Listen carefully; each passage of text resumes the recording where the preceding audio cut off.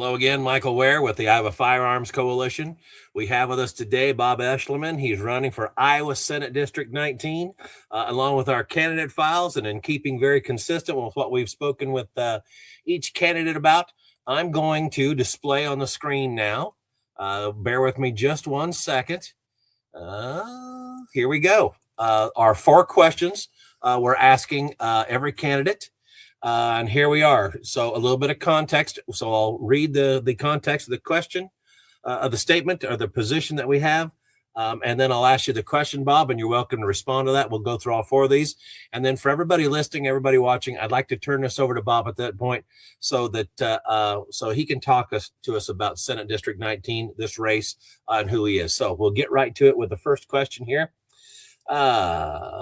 History has shown that making a rule or posing a sign declaring a place a no-gun zone, such as a school, does nothing to protect the people gathered there. In fact, there is irrefutable evidence that some of the worst mass murderers specifically chose those sites to avoid armed resistance.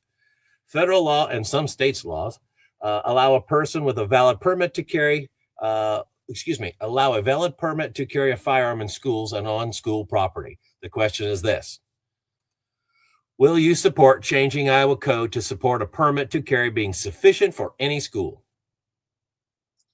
Absolutely. But I would go a step further and say I don't think you should even have to have the permit. Well, Bob, I don't disagree with you, but unfortunately, we have the National Gun-Free Zone School Act or something along those lines, and the state permit falls under the premise of an exemption to that. So short of having something like that, you'd fall under a federal criteria, and that's a no-no. So we got to be careful about that. But I agree with you in premise. Thank you. Let's move forward to the second one real quick. Here we are. When an employer bans the possession of a firearm or ammunition in a private vehicle on employer properties, employees must face a choice of risking dismissal by ignoring the rule or being disarmed from the time they leave the home until the time they return, no matter how long their commute or how many places they need to visit. IFC believes that the proper place to draw the line between the rights of employers and the rights, including the expectation of privacy and the right to be armed in self-defense, is at the locked door of a private vehicle. The laws of at least 26 states agree. The question is this: will you support changing Iowa code to support a permit? I am sorry, Bob. Will you support legislation to protect Iowans from the de facto firearm ban on private and public employer parking lots? Yes, absolutely. And not only that, but we'll talk about this soon, I'm pretty sure. I already have draft legislation that would do exactly that. Ooh, that sounds great. Let's move forward into question 3. Since 1934, federal law has tightly regulated but does not prohibit the private ownership of machine guns, suppressors, short barrel rifles, shotguns, destructive devices, explosive, etc. Iowa law terms these offensive weapons, and since 2016 and 17, Iowa has allowed for the private ownership of use of suppressors, short barrel rifles, and shotguns. The repeal of the state's earlier prohibition has not resulted in any apparent problems. Iowa is one of only 14 states that ban the private possession of machine guns, even when in full compliance with federal law. Nationwide, crime committed by lawfully possessed machine guns has been almost non-existent. IFC believes Iowa's ban on offensive weapons is redundant and unnecessary. Here's our question: will you support removing Section 724 and unrelated statutes from Iowa Code? Absolutely. Okay, great. Let's move forward to our 4th and final question for you. The Iowa Firearms Coalition advocates for the creation of a specialty Gadsden flag license plate in Iowa, symbolizing Second Amendment rights and the opposition to government overreach. The plate is intended to be a voluntary funding mechanism for 2A educational programs through an additional fee.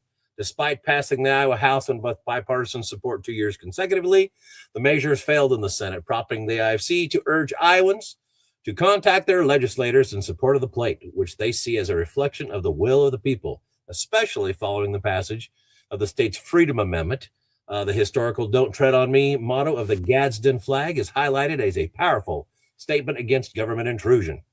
Our question to you, Bob, is this: will you support the Gadsden plate legislation that directs voluntary funding for 2A education, safety, and training? Absolutely. Fantastic. Thank you, sir. All right, here's what I'd like to do. Bob, I want to turn this over to you. I'll display this map of your Senate district here real quick so that people Sure. get an idea what's going on. We're way north of Newton, all the way down south of the interstate, past Monroe down to Pella, with a loop around Knoxville down through the Melcher, Dallas area. So just so people can see this, and then in a second, I'll put up your website. So why don't you start telling us a little bit about you, and I'll roll through these things in the background. Sure. So I am a lifelong Iowan. I grew up in Iowa. The only times I've been away from Iowa was during my military service and for about a 6-month stint when I was running a news magazine in Wisconsin. I have been a lifelong conservative. I have been a lifelong Republican. I am very much a liberty-minded Republican. I have a strict constructionist view of the Constitution, particularly with regard to the Second Amendment. My position on the Second Amendment is very simple. It's 6 words. Shall not be infringed is unambiguous. That's all you got to say. I don't believe that there should be any restriction on private gun ownership or ammunition or suppressors or any other accessories for your firearms. And in terms of other policies, I'm pro-life. I'm a Christian. I believe in finding the free market solution to the problem. So anytime I'm tasked with solving a problem, the first thing I want to do is get to the root cause and then figure out what is the best conservative free market way to solve that problem. And so when you go to my website, if you click on the issues tab, you'll find that there are actually several issues that I've already tackled. I had initially, when I launched back in October, I had a 6-point plan. Since then, it has grown several more points. And I actually have some draft legislation already on there in PDF format. So you can pull them up, read them, and even provide feedback because I offer my contact information there on the website as well. One of the big things that I think we're lacking right now is true representative Republican, small r Republican government. And so that is one of the primary reasons why I got into this race. I am in a district where the current senator, who is now retiring, had not yet announced he was retiring, but many of his votes recently, particularly with regard to the use of eminent domain for the CO2 pipeline and other issues like that, had not been in alignment with the Republican Party platform or the local party position. And I tried to contact him. He actually lives a block away from me here in Pella, or so he said. And when I was going to his door and knocking, no one was answering. And I did that for several days in a row. And eventually I figured out, you know what? He's not actually there. Eventually I did some digging around and realized that when the boundaries for the district changed after the last apportionment, he never bothered to move back into this district. So he still lives where he's always lived, which is just outside of Oskaloosa, which is not in our district boundaries.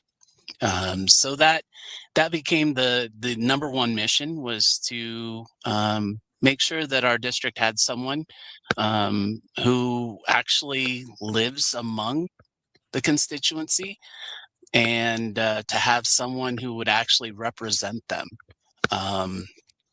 With me, what you see is what you get.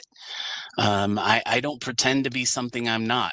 I'm extremely conservative. My favorite president is Calvin Coolidge.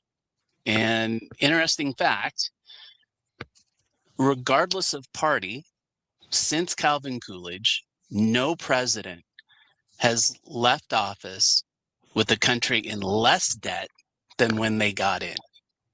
Calvin Coolidge did. So, you know, a lot of the things that I do are based on my knowledge of where we've been and what we can do. Ultimately, as a state legislator, my job is to look out for the people of Iowa. And so my job and my goal is to make Iowa be what the framers intended, which is a state of itself that can stand on its own 2 feet. Iowa, believe it or not, is sorely dependent on billions of dollars a year in federal handouts. There are actually ways that we can avoid doing that, and we can actually do that without taxation, and we can do it without sacrificing essential services. And so if you go on my website, you'll see something called the Iowa Fund. And that right there is my big idea. It would eliminate all taxes, work on an investment only strategy where state funds are invested, and then the proceeds from that investment are then distributed across all the different levels of government to fund all the essential needs. In terms of the Second Amendment, though, I'd like to point to the bill that I have that protects Second Amendment rights, I think, far greater than they currently are. We talk about how we've got constitutional carry, and technically we do, but in the statute we still have permitting and all of that, so that we have that reciprocity with other states. Ideally, though, you shouldn't even need that. That's a federal thing. That's other states' thing. But we still have issues where there are school districts that I have spoken with that would love to be able to provide staff that have their own concealed carry to protect themselves, to protect the students, to protect everyone around them. And unfortunately, the school districts can't do it, because if they allow that, they've been told by their insurance carriers that they'll be dropped. Well, that's wrong. And the state legislates insurance, and we can take care of that. Another thing that we can do is tell employers, look, it's time to stop telling your employees that they can't protect themselves when they're going to and from work. I work at a place where a lot of the people that come in every day are driving sometimes up to 2 hours one way to come to work. So for 2 hours, they don't get to protect themselves, because when they park their car, if they have a gun inside the glove box and the car's locked, somehow they violated a policy. And that's not right either. That rights are given by God, not the government. And James Monroe, who had a big part in writing the Constitution and the Bill of Rights, he felt that the Second Amendment was not just about protecting the country with an armed militia meaning us, the people, but it also meant protecting yourself. And our rights are ours. They stop being our rights when they infringe on someone else's rights. So a property owner absolutely has the right to say, hey, I don't want a gun on my property. But at the same time, you can't infringe on your employee's right to say, yeah, but I want to be safe as I'm driving to and from work. So I understand. We agree. So that is the gist of what I call the Iowa Public Freedom and Safety Act, which I think you're seeing right there on the screen right now. Yep. For everybody that's listening rather than watching. And also, I mentioned to Bob just before we hopped on the recording, some rules are changing out there on social media. They're clamping down occasionally and often actually on us linking to other sites. So we're not even allowed to say the site, much less put it in print any longer. So within just the last few weeks that this has happened. Anyway, you can navigate to this. Go ahead. I would just say if you go to Bob, the number 4, Iowa, and I won't say the rest, so we're not in trouble. Bob, the number 4, Iowa, that will get you the rest of the way, I'm pretty sure, to find where my website is. Right. So I want to let people know that it's pick your favorite search engine, Bob, the numeral 4 and Iowa. You'll be able to choose accordingly and get where you need to be. So check that out. Now, I did want to ask you real quick before we let you go. I wanted to navigate back here to the beginning. We're looking at the site. It talks about joining the team. It talks about volunteering. Let us know how people can engage with you. You've got a nice site. You've got it laid out. You've got your things out there for everybody to read and absorb. Tell us how they can get involved with you in Senate district in the Senate district here. This is Senate District 19. The two biggest things that any campaign needs right now, especially for those of us who are conservative, is funding and volunteers to help go around and spread the word. You don't necessarily have to knock on doors or make phone calls. Just being willing to talk about the campaign if you live in the district is powerful. So if you go and you check out the site, the email address is pretty easy too. It's Bob at the Bob numeral 4 Iowa. And that will get you a direct line to me. You can also find me at Bob Eschliman for Iowa as a group on Facebook. Or you can also find Bob E numeral 4 Iowa on X. We also have a P.O. box, P.O. Box 21 here in Pella. The zip code is 50219. And you can drop off letters.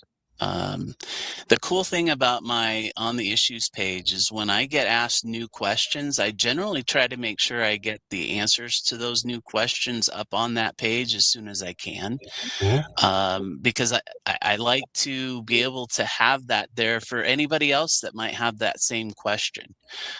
So you'll notice as you read through there are questions that are pretty divergent. I've actually got a couple more I need to get up there that I just got this week. One involving Sharia law and another one involving the medical cannabis question. So, I've been involved in politics for a long time as one of those people in the background that spent most of their time helping others get elected, as a advisor, as a supporter, as a cheerleader. This time particularly after everything that happened with Charlie Kirk and the assassination attempt on President Trump. It felt like God was saying to me, you know what, it's your turn to just step up and do something about this. And so that's why I'm involved. Fantastic. I appreciate you coming on. I appreciate you being part of the candidate files. I appreciate the answers to IFC's 4 questions, our chief priorities here.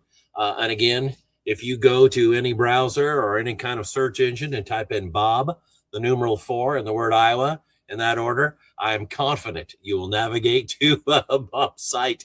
Thank you for that. Bob Eschliman, Senate District 19 candidate, thank you so much for coming on. I appreciate it. I'm going to go ahead and give you the last word here for just 1 second. If you've got one parting thought, then we'll end our recording and hang out here and wait for me. So go ahead, lead us out. Sure. If there's anything I can encourage everyone to do, it's make sure you participate in the June 2nd primaries. It's not enough to just wait until the November general election. Change happens during the primary. And there are a lot of very good, strong Christian conservatives that are running and that support the Second Amendment, just as I do. They need your support all across the state of Iowa. There are several of us. And if you're fed up with the gridlock that you've seen this past year to 2 years, particularly in the Senate, the June 2nd primary is your chance to really make a difference and turn things around. So please get out and vote. Fair enough. Thank you, sir. Bob Eschliman running for Iowa Senate District 19. Check out the site. Search Bob, the numeral 4 in Iowa on the internet, and I'm sure you'll be there. Thank you again, sir, for spending time with us today and answering IFC's 4 basic questions. We appreciate it. Thank you, Michael.